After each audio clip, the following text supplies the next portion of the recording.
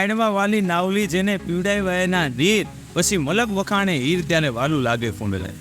ગુજરાત રાજ્યના અમરેલી જિલ્લાના સાવરકુંડલા ગામની આ વાત કરું છું. દરેક પ્રાંતો એની કંઈક ને કંઈક ખાસિયત હોય. એમ અમારે સાવરકુંડલામાં ખુમારી, ખાનદાની અને માનવ સેવા ભરપૂર ભરી છે. તો શ્રી સાવરકુંડલા જૈન વિદ્યાર્થી ગૃહની હું વાત કરું છું કે જ્યાં છેલ્લા 78 વર્ષથી આ સંસ્થા ચાલે છે અને એમાં જે બાળકો છે, છેલ્લા 50 જેટલા બાળકો અહીંયા અત્યારે અભ્યાસ કરી રહ્યા છે. તો એમનું જે અભ્યાસ કરવાનો જે આખો કાર્યક્રમ છે, અભ્યાસનો જે પ્રાથમિક જે અભ્યાસ હોય એ આરોગ્ય હોય કે તમામ ખર્ચ હોય 5મા ધોરણથી લઈને ગ્રેજ્યુએશન સુધી આ સંસ્થા પૂરી પાડે છે. તો ધન્યવાદ છે, લાખ લાખ ધન્યવાદ છે આવી સંસ્થાઓને કે જે આવું કાર્ય કરી રહ્યા છે. અને વધારે આપણે સંસ્થા વિશે જાણીએ. સાવરકુંડલામાં આ જૈન વિદ્યાગૃહ છે તે કેટલા વર્ષથી કાર્યરત છે એની કંઈક માહિતી? છેલ્લા 78 વર્ષથી આ સંસ્થા કાર્યરત છે. અને આ સંસ્થાનો મુખ્ય હેતુ શું છે? આ સંસ્થામાં બાળકોનું ભવિષ્ય ઉજળું બને અને તેના પગભર થાય એ સંસ્થાનો હેતુ છે. બરાબર. અને અત્યારે કેટલી સંખ્યા છે અહીં બાળકો? અત્યારે 50ની સંખ્યા છે. અને આ બધું જે બાળકોનો જે ખર્ચ છે એનું જે મેન્ટેનન્સ એ બધું કોણ ભોગવે છે અને કેટલું હોય છે વાર્ષિક? લગભગ એક વિદ્યાર્થીની પાછળ લગભગ અંદાજિત 1 વર્ષનો 1 લાખ રૂપિયાનો ખર્ચો થાય છે. બોમ્બેની કમિટી જે બોમ્બે જે રહી છે એ જ આ સંસ્થાનો બધો વહીવટ કરે છે ને પોતે બીજાના દાનથી આ સંસ્થાનો નિભાવ કરે છે. બરાબર. અહીંથી જે વિદ્યાર્થીઓ ભણીને આગળ ગયા છે તેને શું પ્રકારની કારકિર્દી છે ને એને કેટલી સફળતા? આ સંસ્થામાં ભણીને 3000 વિદ્યાર્થીઓ ગયા છે. જે વિદ્યાર્થીઓ ગયા છે એ જ આ સંસ્થામાં ઉપયોગી થાય છે ને આગળ પડતા જેને ડોનેશન આપવામાં આવે છે તે આ ભૂતપૂર્વ વિદ્યાર્થીઓ જ આ સંસ્થામાં અમુક દાન આપે છે.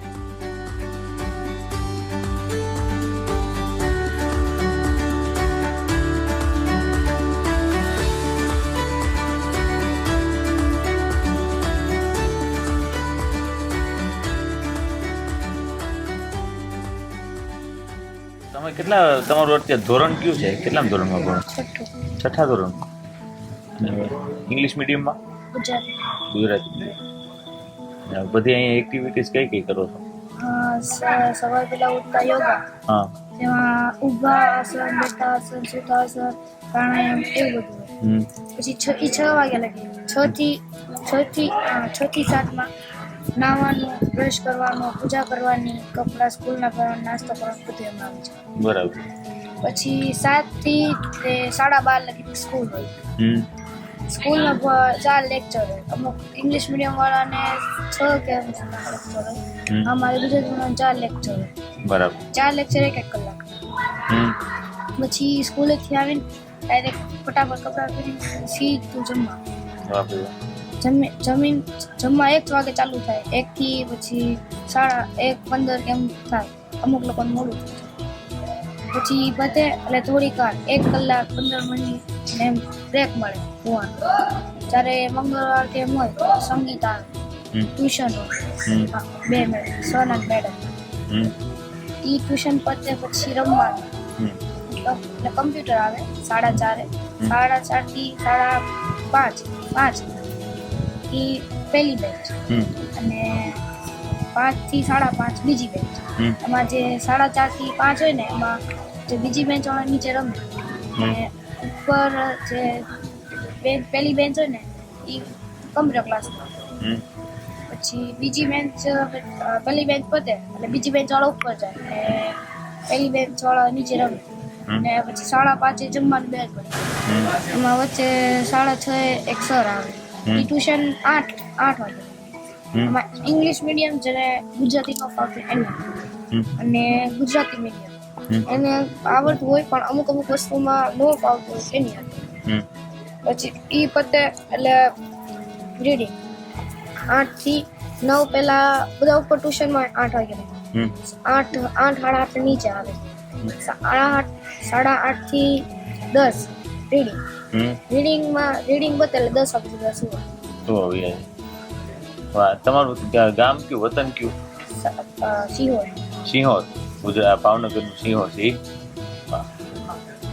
આપ કિધર से हो सर जी? मुंबई. मुंबई से. मुंबई नगरी से। आपका नाम? आर्यन। आर्यन भैया। आप इधर कितने स्टैंडर्ड में? अभी 4th में हो। मजा आता है इधर? घर याद आता है? नहीं आता? इधर घर जैसा ही सब कुछ मिलता है ना? हाँ, सब कुछ। તમે ક્યાંથી? મુંબઈથી? તમને મજા આવે છે અહીંયા? હા। તો આ મિત્રો, આ બધા જે આમ તો કહેવાય કે ભગવાનના સ્વરૂપો છે, બાળકો છે, એ અહીંયા ઘણા સમયથી અભ્યાસ કરી રહ્યા છે અને એ પોતાને ઘર જેવું જ એક વાતાવરણ મળે છે.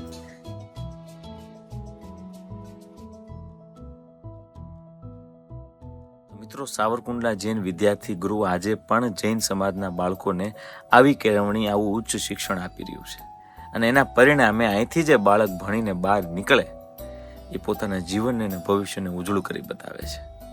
હું તો નમ્ર અપીલ કરું છું વાલીઓને કે તમારા બાળકને, તમારા સંતાનને આ પદ્ધતિથી જીવન જીવતા શીખવાડો.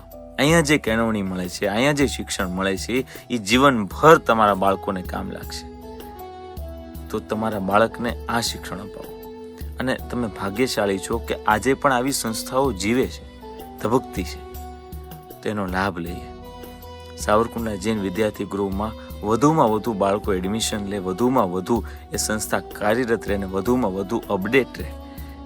એ માટે હું અહીંથી નમ્ર અપીલ કરું છું કે તમારા બાળકોને આ સંસ્થામાં ભણાવો.